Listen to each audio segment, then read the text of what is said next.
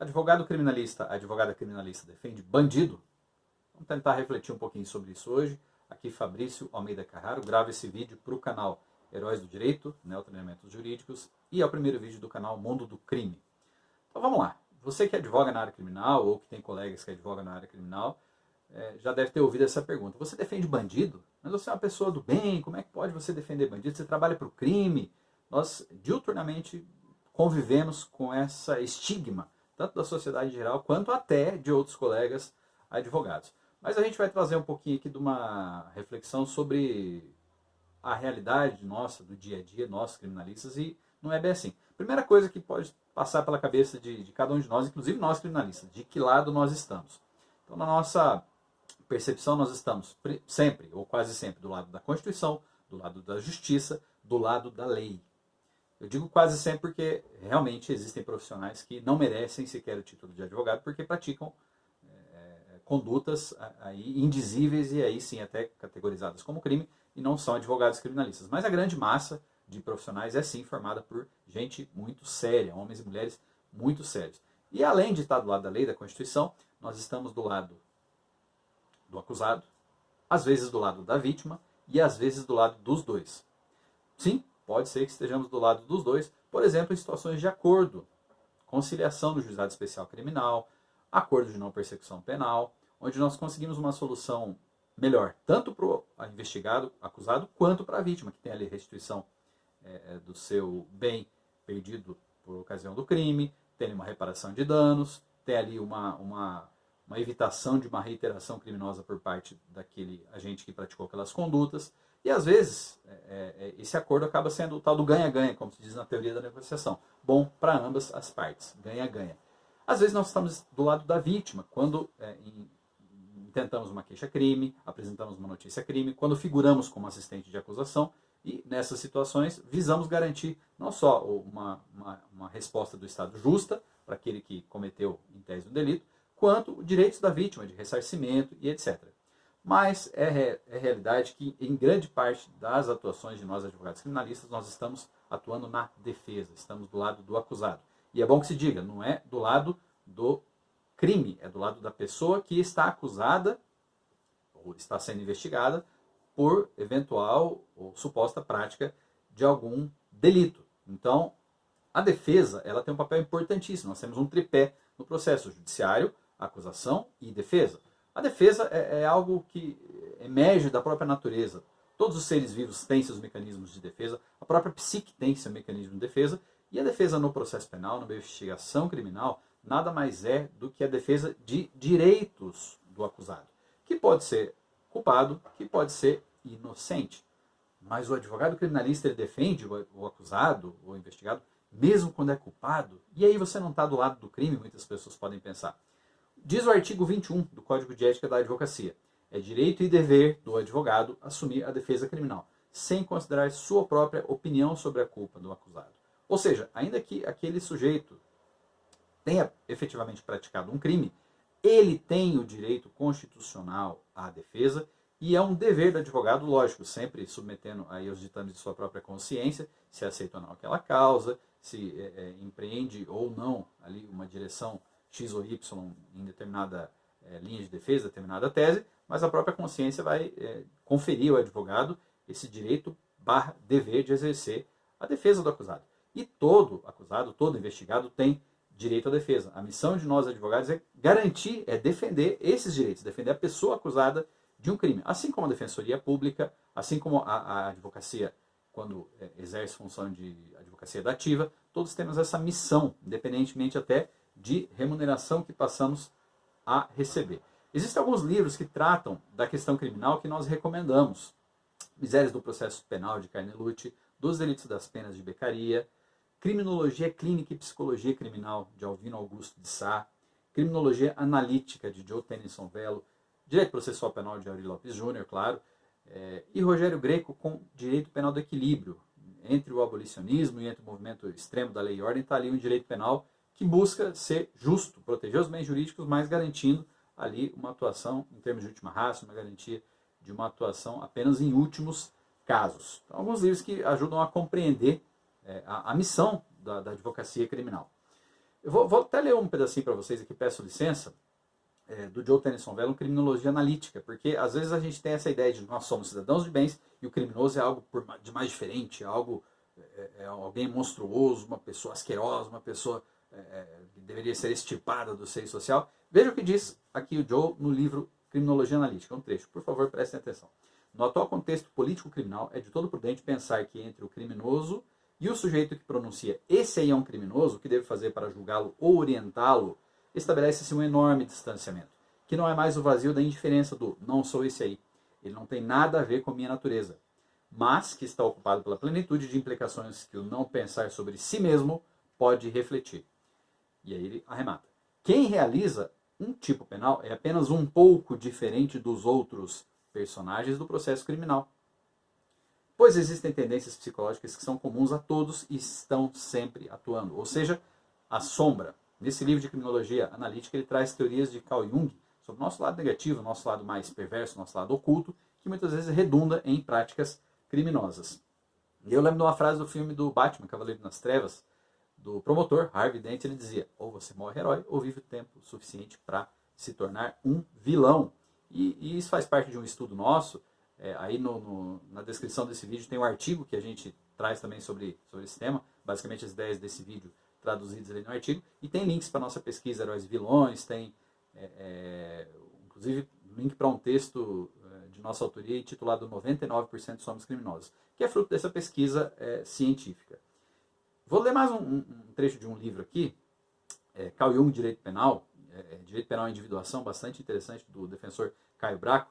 Ele diz o seguinte: a expiação dos males por meio de bodes expiatórios é algo que muito satisfaz a coletividade. E é natural que isso ocorra. Atira-se para muito longe o fardo pesado, em demasia, para seguir por nós carregado. Então, a punição criminal, a pena, ou até o justiçamento, o linchamento, como a gente tem infelizmente visto por aí ultimamente, é uma forma de expurgo para separar nós que somos, em tese, os cidadãos de bem, os cidadãos puros, daqueles que são criminosos, daqueles que são bandidos, para que eles se afastem de nós e estejam no seu canto, diferentes, em uma posição diferente da nossa grande massa da sociedade. Mas todo cidadão, cometendo um crime ou não, ele tem direitos, ele pode ser inocente, e muitas vezes a gente fala que tem cliente inocente, nós criminalistas, e as pessoas até percebem isso como algo estranho, ou colocam em tom jocoso, dão risada como se não existissem, até que a justiça criminal bata a sua porta, ou a porta de algum conhecido. Ah, a gente nunca mexeu com isso, doutor, a gente nunca mexeu com polícia, com justiça criminal, e acontece de forma bastante comum. Comprar um DVD pirata, baixar um arquivo ilegal, dirigir embriagado, ofender uma pessoa cometendo uma injúria. Então, crimezinhos nossos do dia a dia, uma falsidade ideológica ali, uma sonegação fiscal aqui. E todos que cometem crimes estão investigados ou processados têm direitos. Aqui a gente elenca alguns que são trazidos inclusive no habeas corpus, em base de declaração no habeas corpus 185051, Santa Catarina, agora de julho de 2020, relatoria do ministro Celso de Mello, uma reconsideração em que ele coloca que o devido processo legal, no bojo dessa decisão, ele elenca princípios do devido processo legal, garantidos pela Constituição a todos os investigados, todos os acusados. Direito ao processo, direito à citação, direito ao julgamento público e célere, direito à contraditória e ampla defesa, direito de não ser processado, julgado com leis posteriores ao fato, direito ao benefício da gratuidade, direito ao silêncio, à não incriminação, direito de presença e participação ativa nos atos de interrogatório e atos de outros acusados, direito à igualdade entre as partes, paridade de armas, direito ao juiz natural, direito a ser julgado por juízes e tribunais imparciais e independentes, direito à última palavra, ou seja, falar sempre depois da acusação, direito a recurso, duplo grau de jurisdição, direito à prova, produzir prova, acompanhar a prova, tudo isso são direitos do acusado, que devem ser garantidos pelo advogado. E aí é célebre a carta de Rui Barbosa, em O Dever do Advogado, onde ele é questionado, será que todas as causas criminais merecem defesa? Então, são trechos bastante profundos que o imortal Rui Barbosa escreve nesse livro. A gente coloca uma transcrição um pouco mais detalhada no artigo que acompanha esse vídeo, mas apenas um trechinho para a gente ter uma ideia, que é a conclusão dele. Eis porque, seja quem for o acusado, e por mais horrenda que seja a acusação, o patrocínio do advogado, assim entendido e exercido assim, terá foros de meritório e se recomendará como útil à sociedade. Ainda que o sujeito tenha praticado um crime, que o crime seja horrível, para que seja processado de forma devida, de forma justa, de forma legal, ele precisa de um processo, ele precisa de assistência técnica de um advogado.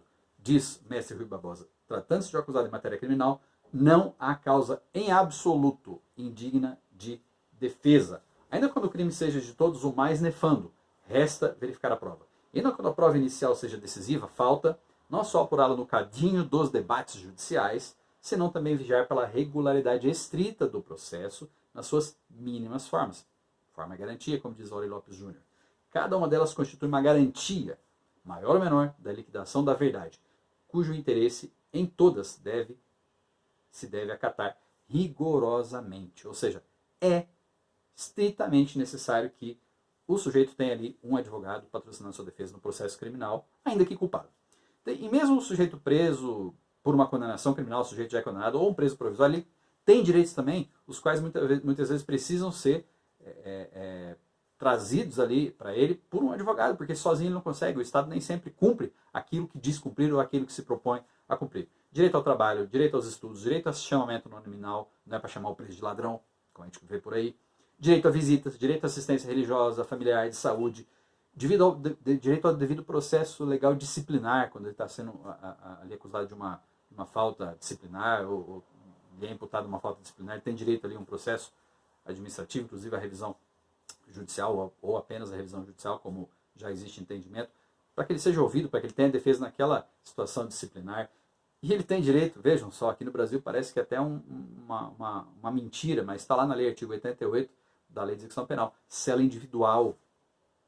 Mesmo com esses presídios abarrotados, esses arcabouços medievais, essas masmorras que nós temos no Brasil, a gente tem isso previsto na lei desde 84, 7.210 de 84, Lei de Execução Penal, prevê uma cela individual.